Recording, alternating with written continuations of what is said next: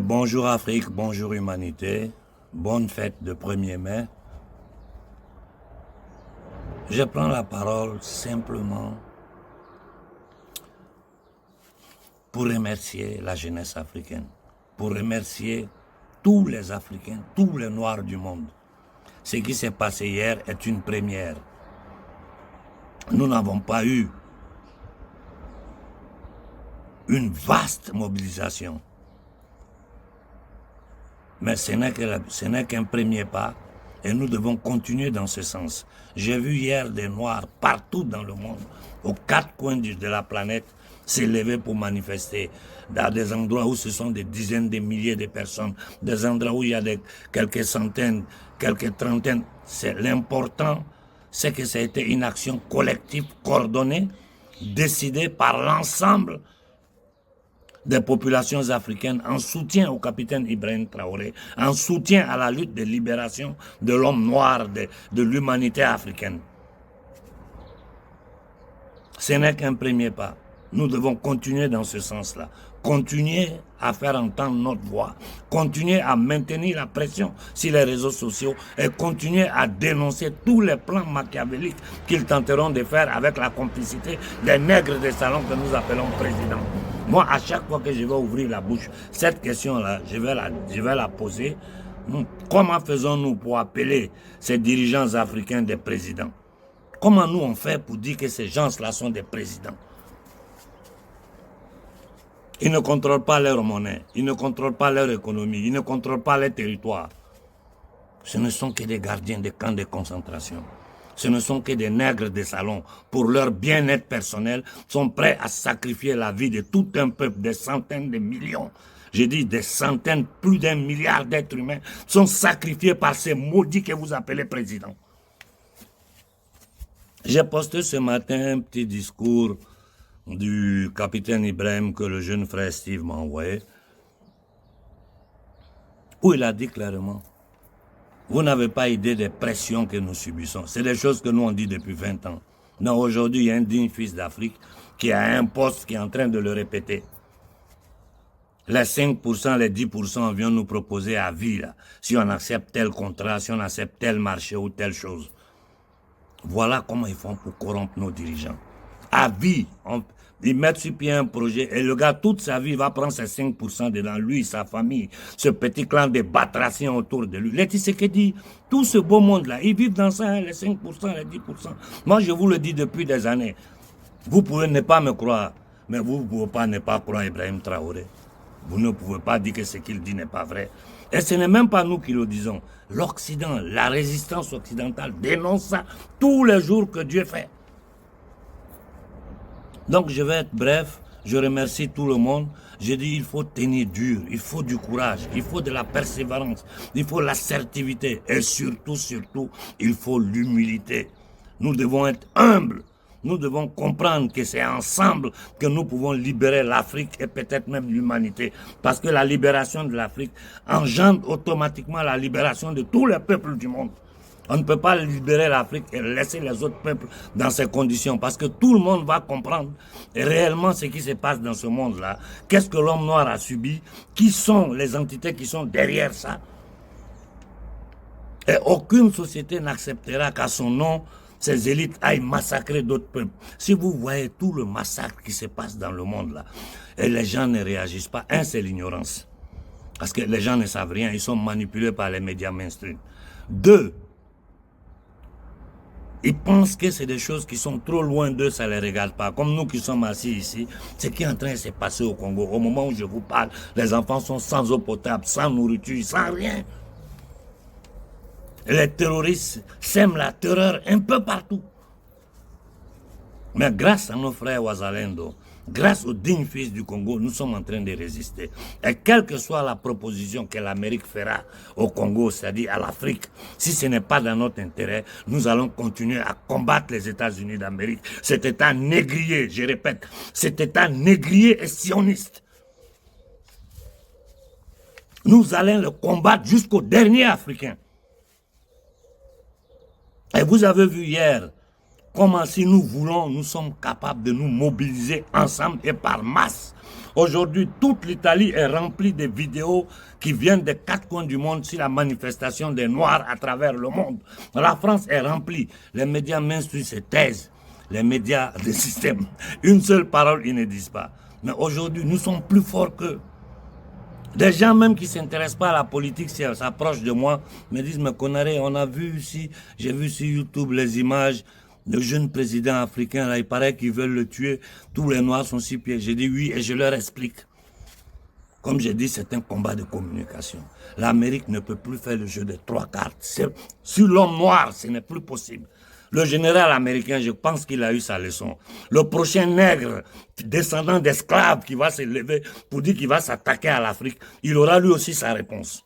Et j'ai dit aux politiciens français, batraciens, maudits, indignes, traîtres, vous êtes en train de trahir, vous avez toujours trahi votre peuple. Bande de francs-maçons assis au Parlement français sous le contrôle des loges, qui ne travaillent pas pour le peuple français, mais qui travaillent pour la cabale rothschildienne.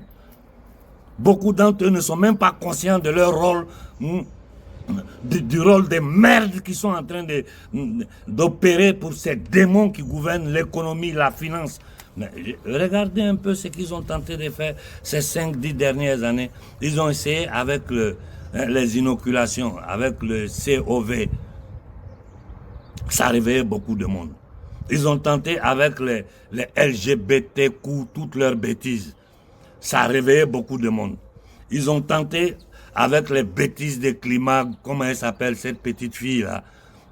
Tout ça dans un cadre bien clair. Le Great Reset détruit l'économie mondiale pour la reconstruire à leur faveur et avoir le contrôle total des survivants de l'humanité.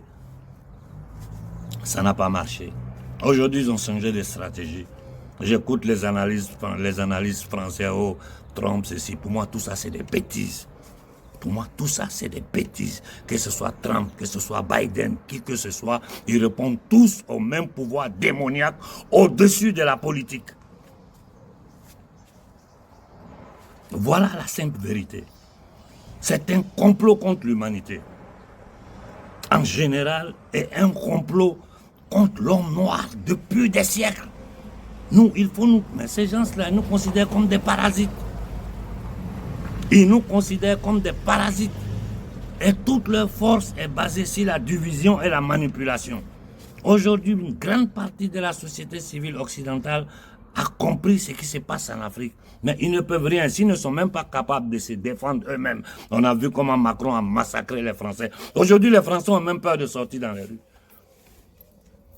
Ce que Macron a fait aux Français, aucun dictateur l'a fait en Afrique aujourd'hui. Aucun dictateur en Afrique a le courage de le faire. Peut-être Ouattara. Parce que lui, c'est le démon impersonnifié. Donc je disais, vous avez vu que nous sommes capables si nous voulons. Si nous voulons, nous pouvons mobiliser toute l'Afrique.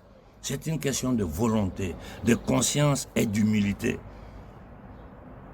Laissez les stars du panafricanisme dans les shows, aussi les trucs TV. Ceux-là, ils vivent de ça. Moi, je peux dire non, prénom, combien on les donne. Là où ils passent, ce qu'ils font. Je sais tout. Je ne dis rien. Ils sont dans leur show. Ceux-là, ils sont pires même que les dictateurs que nous combattons en Afrique. Là, il y a une partie du monde appelé panafricain qui n'a rien à voir avec le panafricanisme. Beaucoup ont commencé avec de bonnes intentions. Mais comme Ibrahim l'a dit, au niveau plus haut, on vous offre des milliards pour trahir votre peuple. Au niveau plus bas, on vous offre quelques millions. Un peu plus bas, on vous offre quelques milliers. Un peu plus bas, les vidéomans, on leur donne quelques 500, 300, 200 euros. Ils sont prêts à sacrifier tout le monde pour défendre des causes qui sont indéfendables.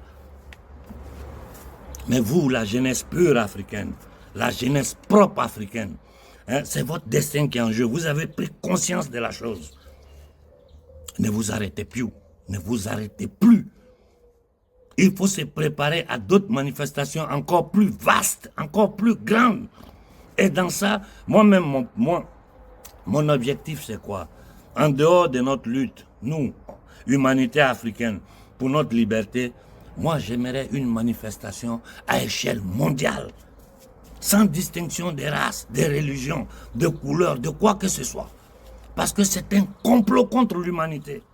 C'est un complot contre l'humanité par une petite élite satanique Et si nous réussissons, toute l'humanité, à nous lever ensemble aux quatre coins du globe pour dire ça suffit, une manifestation géante dans tout le monde entier, en indexant les vrais responsables, c'est-à-dire les patrons de Macron, les patrons de Meloni, les patrons de Trump, ceux qui sont cachés derrière toute cette désolation, cette mort, cette messe noire à échelle continentale. Nous devons les pointer du doigt, nous savons qui sont, nous savons comment ils opèrent, nous connaissons les structures. Ça doit être un combat collectif. Ça doit être un combat collectif. Je suis satisfait ce matin de ce que j'ai vu hier. Je me rends compte que le travail que nous avons mis sur pied depuis 2 décennies est en train de donner ses résultats. Bravo à la jeunesse africaine. Bravo à la jeunesse africaine. Bravo à la jeunesse africaine.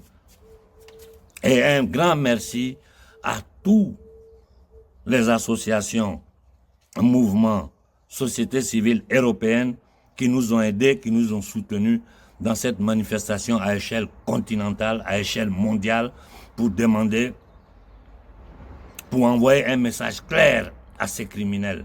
C'est quoi que ce soit arrive au capitaine Ibrahim Traoré, vous allez le regretter.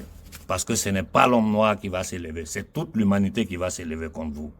Je répète, c'est toute l'humanité qui va s'élever contre vous. Et des Ibrahim Traoré vont naître en Afrique, vont naître en Europe, vont naître aux États-Unis. Il faut qu'il y ait des Ibrahim Traoré, des Sankara, des Lumumba, des Che Guevara, des Castro, c'est-à-dire des hommes capables de résister à ces usuriers internationaux. Je peux même ajouter, il faut des Poutines pour résister à ces démons. Il faut d'autres Poutines dans le monde pour résister à ces démons. C'est une guerre contre l'humanité. Et c'est une guerre que nous avons déjà gagnée. Nous ne nous rendons pas encore compte. Vous voyez comment ils sont paniqués, le chaos qu'ils sont en train de s'aimer partout dans le monde. Ils ont commencé à créer des problèmes entre l'Inde et le Pakistan. La situation est grave. Les gens n'en parlent même pas. Chez nous en Afrique, n'en parlons pas. La tension qu'il y a ici en Europe, avec des nazis à la tête de l'Union européenne. Mais il a raison, ce mec-là, français, comment il s'appelle? Son nom m'échappe. Qui dit que l'antéchrist, c'est Macron. C'est vrai, l'antéchrist, c'est Macron. Mais je me demande comment... C'est là où tu vois la puissance du système en France. Comment ils ont fait, la stratégie qu'ils ont mis sur pied pour envoyer Macron au pouvoir, pour le maintenir au pouvoir. La partie consciente de la France est dans le désarroi total. Les autres là, ils vivent dans un monde imaginaire. Mais je crois que la majorité qualifiée qu'il y a en France aujourd'hui, s'il y a une union sacrée entre les Français, Macron s'en va. Et je finis en disant, il faut essayer de nous lever dans le monde entier. Il y a des structures qui sont capables d'organiser ça. Nous allons donner de la voix. Chacun va, c'est un travail de fourmi. Chacun va faire sa part à son niveau. Un travail de fourmi. Que l'humanité ensemble s'élève pour dire, ça suffit avec les guerres. Ça suffit avec la manipulation. Ça suffit avec l'exploitation sauvage. Ça suffit avec l'humiliation et la tentative de destruction de l'être humain dans son essence. Bon 1er mai à tout le monde et du courage à la jeunesse africaine. Le combat là ne fait que commencer. Et nous vaincrons. La patrie ou la mort, nous vaincrons. Bonne journée à tout le monde.